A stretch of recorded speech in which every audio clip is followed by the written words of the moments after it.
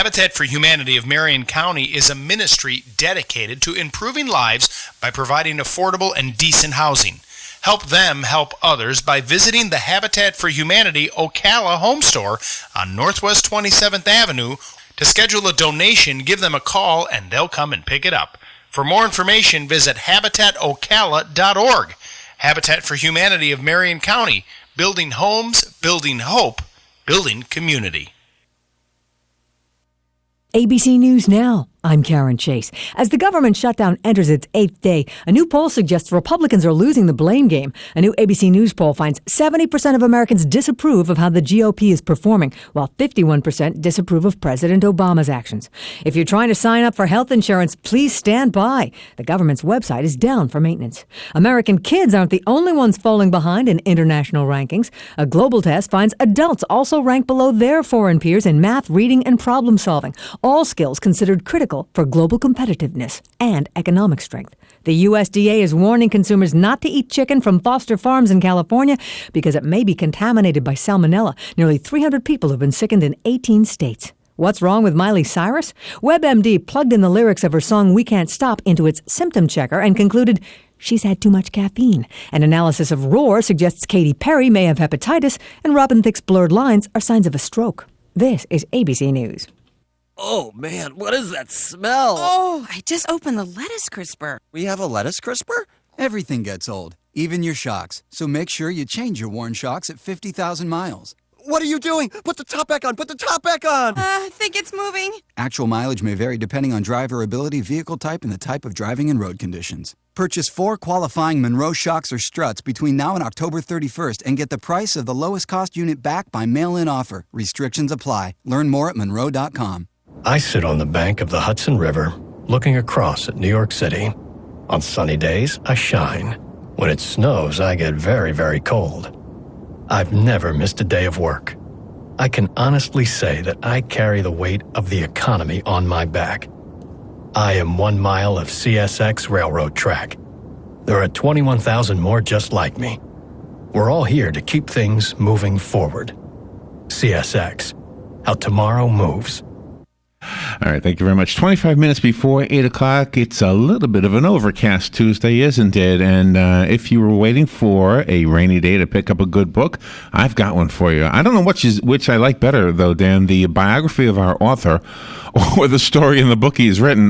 Both are very compelling. His story, one of these days, maybe he'll write his autobiography. He was born in Beirut. The Civil War broke out, and then he moved to Rye, New York. I remember Rye because of the...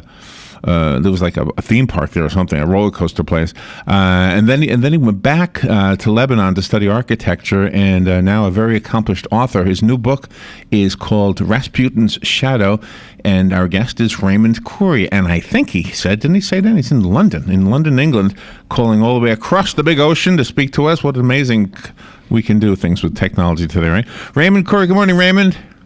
Good morning. Boy, you sound so clear, so close. We sometimes have people calling us from in our own town don't sound as clear as you do. Well, thank you for being on the air with us today. No, thank you for having me. You know, it's amazing. My daughter just started college in New York, and she's just started her freshman year. And with Skype and WhatsApp and everything and FaceTime, it's incredible. I mean, obviously she's not here, but it makes things so easy these days. And you don't miss them quite as much. I mean, you still do, right? But not quite. So how did you end? Well, no, let's not go there because we don't have enough time. The book is very interesting because you're describing something, I guess, that we all fear, and it's that we are somehow manipulated mentally, psychiatrically every day. Well, there was a lot of research into this, and the conspiracy theorists will tell you that since it's all gone quiet, it must mean that it's actually been developed to a point where no one wants us to know that these things are out there or that they're available. Right. There are examples of, and we're talking about mind control and the manipulation here. There are examples that where it has we can see its effects in science, for instance, with epilepsy. With the strobe lights kind of affect how it affects the brain, how it makes you react. and things like at the Waco siege, they used really loud music to break. Right. There are kind of visible, simple versions of this, and then there are kind of the more nefarious versions, which is what I try to explore in the book. Yeah, there was even stories during World War II where I don't know if we were doing it or the bad guys. I don't know who was doing it, but they were playing sound effects of people yelling for help. And it was supposed to mimic ghosts, so that Go ahead. There was this very cool experiment that the scientist from Yale did, where he put electrodes into the brain of a bull and connected them to a remote control, and he got into this bull ring with this wild bull and pressed the remote. The bull charged him, and then just as when it was a few feet away, he hit another switch, and the bull just stopped and was super docile. He got up, petted it, everything. People, he had all his peers watching. Then he walked away, hit the switch again. The bull charged him again, and these things can be done with wires. With the step beyond that is how to do it remotely, how to do it wirelessly. Over the radio, perhaps. Wow. Well, the Russian defense minister announced last April, I think, a few months ago, that they are working on that. This is an active program, and they've acknowledged for the first time publicly that psychotronic weapons are an active program in Russia. So, I know, is it disinformation or not? Who knows? And there's been rumors that some of these mass shootings are people who have been controlled by their minds have been controlled, and it's a big experiment going on. So you took took some of these concepts and you wove a novel around them. Tell us the storyline of the novel. Give us a little movie trailer version. The movie trailer is a Russian diplomat falls out of a 6-story window in Queens in New York, and it's viewed as a suicide. But is it really a suicide or not? My recurring character, who we first met in my first book, in The Last Templar, Sean Riley, who's an FBI agent, gets tasked with this case, and pretty soon we discover that a lot of people are after something. There's a science teacher whose origin is Russian, who's gone missing, him and his wife. There's the Russian mob are involved, a Korean gang, a rogue FSB Russian agent, only known by the name of Koshchei, which comes from an old Russian folk tale, Koshchei the Deathless. And it all harks back to something that has its origin at the time of Rasputin, who was, as we know, the master of manipulation, the Svengali to end all Svengalis. And so we go back and forth in time to the days of Rasputin and the Russian Revolution to kind of live with the origin of what's going on as we kind of unveil the secret at the core of the book. Wow, and you kind of delve into, I guess, the core of humanity, or at least the parts of us that we don't like to admit is there. I mean, you could use this technology for good as well. I mean, like calming the bull down. You gonna calm Larry down? Absolutely. Well, Rasputin's power came from the fact that his today medically, the way we look at what he was able to do with the Tsar's son, the only heir to the Russian throne, was a hemophiliac. So from a very young age, he was. They thought he would die. At several moments in time, the doctors told the royals that he was going to die. Rasputin was able to do what doctors couldn't do, and we believe today that was because of his power of persuasion, his hypnotism, in fact, that would kind of calm the boy down, bring down his blood pressure to a point where these wounds would start closing, and the hemophilia wouldn't be life-threatening. So that's one of the earliest examples, I guess, of how it can do that. Any plans on making these books into movies? The Last Templar was made into a 4-hour miniseries for NBC, which was pretty awful, I have to say. I only watched 10 minutes and switched off. Yeah, I literally only ever watched 10 minutes and turned it off. I mean, they changed a lot of it, and it was a very, very different thing. No. We're in talks on The Devil's Elixir, my previous novel, which... and subsequently, I mean, given that this is part of the same character series, who knows? I've worked in that business.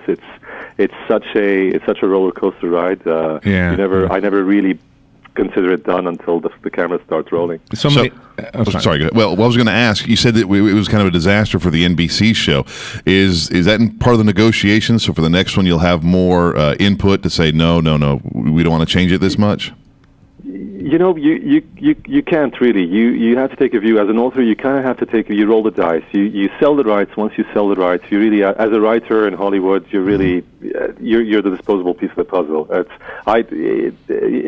a gripe we've all had. This credit where it's a film by the director's name. Well, you could as writers we like to liken it to a conductor. A conductor of an orchestra is conducting a piece of music that was written by whoever it was, Beethoven, Mozart, right. And directors take a different view, and between directors, studio executives, producers, whatever you write gets changed in so many ways that a lot of times what ends up on the screen is very different. I know, and that's a complaint for viewers as well. When we read a book and then we go to the movies to see it, we expect to see what was in the book and not such a terrible deviation. I think they need to fix that. They need to be more true to the book. Absolutely. Often I don't understand why they'll buy something, and I've even done that. I mean, I've lived through this where I've pitched movies and written, and they've jumped at the story. Yes, let's do this. So they'd buy the story from me. I'd write the screenplay, deliver the screenplay. They'd love the screenplay. Let's make this movie. So let's bring a director on board. We bring a director on board, and the director says, "Hey, why don't we change this and that and that?" So you work on a rewrite with the director, and suddenly it's a different movie. And then the studio executive looks at it and goes, "Hang on, this isn't the movie I wanted to make. I wanted to make what you pitched me." Even some writer-directors, though, even the directors that are also the writers, sometimes will look at the final film and say, "Gosh, that wasn't really what I wanted." I've heard that too, a couple of times. Of course, it's probably more control if you are the director. Is it just one writer question? Is it the audience or you that decides to keep a character running? Well, the audience definitely loves that. If you look at the big best-selling series, or the big best-selling authors, if you like, at any moment, they're all recurring characters. Readers love to follow a character from book to book to book. I never set out to do this. The first book, The Last Templar, was Sean Riley. The second book, The Sanctuary, was standalone. The third book was a standalone. And I was writing the fourth book, which ended up being The Devil's Elixir, when I had the idea for a sequel to The Last Templar, The Templar Salvation. By then, about 4 years had passed since I'd written The Last Templar, and I'd spent 10 years with those characters. The Last Templar started its life as a screenplay I'd written in 1996.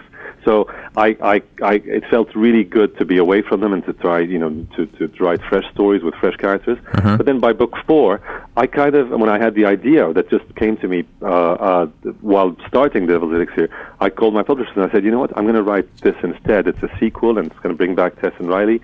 And I really enjoyed hanging out with them again.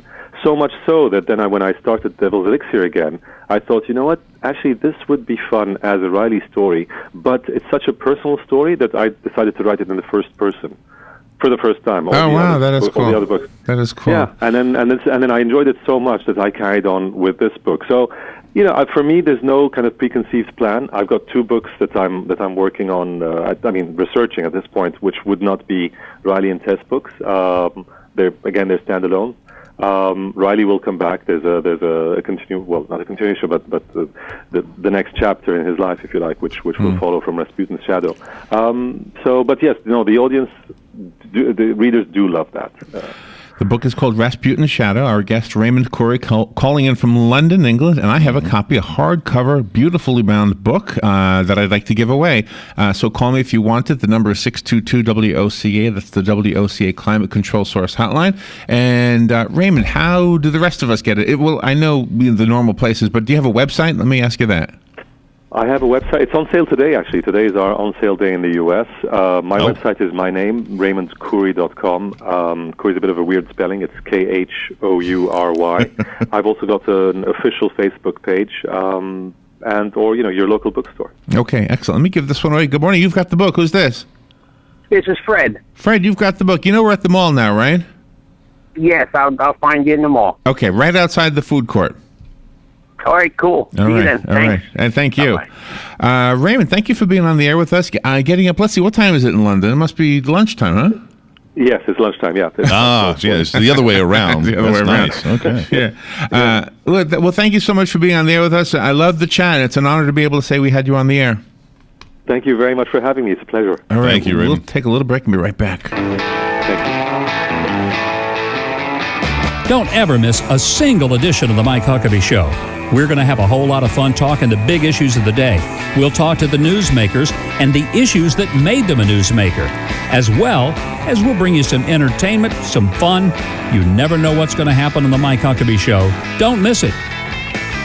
Join Mike Huckabee every weekday from noon to 3 exclusively on WOCA The Source.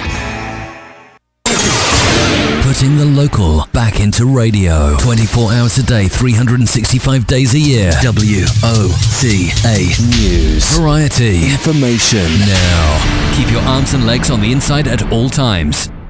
Looking for hand-cut steaks or just plain good food made from scratch daily? Then head over to Cody's Original Roadhouse for a fun, casual, family-friendly meal. Plus, don't miss the best happy hour with 2 for $1. Everything from 11 a.m. to 7 p.m. every day, including Top Shelf. Unwind and watch your favorite college or pro team on one of our many high-def TVs. Cody's, you won't go home hungry or broke. You'll just go home happy. Cody's Original Roadhouse, where quality and value come together. Here's what you may have missed on the John Tesh Radio Show. Would you like to burn more fat and lose weight faster? Just exercise on an empty stomach.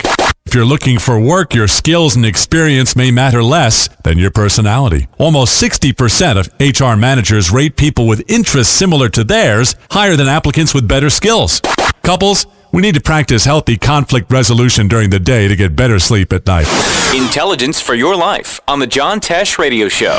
Don't miss this stuff. Here are today's headlines from The Source, WOCA. A Senate panel today will consider 2 proposals to amend the Stand Your Ground self-defense law in the state of Florida that would require law enforcement agencies to set guidelines for neighborhood watch programs. One of the bills was filed by Senator David Simmons, the Republican senator who drafted the original statute nearly a decade ago. He said, quote, "The Stand Your Ground law is an excellent law, but there are some improvements that can be made." Today's hearing marks the first time state lawmakers will consider revising the self-defense law since George Zimmerman's acquittal in the shooting death of Trayvon Martin. Senate Judiciary Committee Chairman Tom Lee, a Republican from Brandon, said he supports moving forward with modifications in a bipartisan way, but whether a similar proposal would gain traction in the Florida House of Representatives remains to be seen. Representative Matt Getz, a Fort Walton Beach Republican, tasked with chairing a House review of the law, has said he will not change, quote, "one damn comma," unquote, in the existing statute. As Judiciary Committee Chairman, Lee has pitched language that would require the Florida Department of Law Enforcement to create a uniform training program for participants in neighborhood watch programs. The training would address the unlawful use of force and conduct that may unreasonably create or escalate a confrontation between a neighborhood watch participant and a person suspected of unlawful activity, among other topics. A South Florida toddler died after being run over by his father's truck. The Palm Beach County Sheriff's Office reports that 3-year-old Michael Pollard had been with his mother in the backyard of the family's Loxahatchee home Sunday morning when he ran out of the gate to find his father. Michael's father had been using his truck to do off-road work and didn't see the boy run up. Authorities say the father started driving the truck forward. As the boy ran along the passenger side, one of the back tires hit the boy. The Palm Beach Post reports that the boy was airlifted to a West Palm Beach hospital where he died. A Florida congressman had some harsh words for Governor Rick Scott yesterday. The governor had kicked off another effort to remove